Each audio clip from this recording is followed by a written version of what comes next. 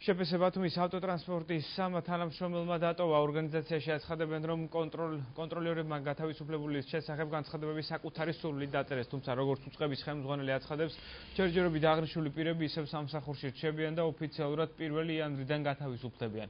ისინი მედიასთან კომენტარზე უარს აცხადებენ. ვაკანტურ ადგილებზე, როგორც ავტოტრანსპორტის ხელმძღვანელი პატა დუმბაძე აცხადებს, შემცვლელები იანვარში შეირჩევიან. პარალელურად რამდენიმე თვე უწყებაში რეორგანიზაცია მიმდინარეობს.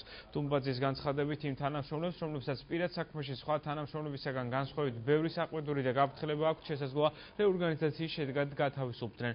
მისივე თქმით, დაგეგმილი სტრუქტურული ცვლილებები უწყების გაძლიერებასა და განვითარებას ემსახურება.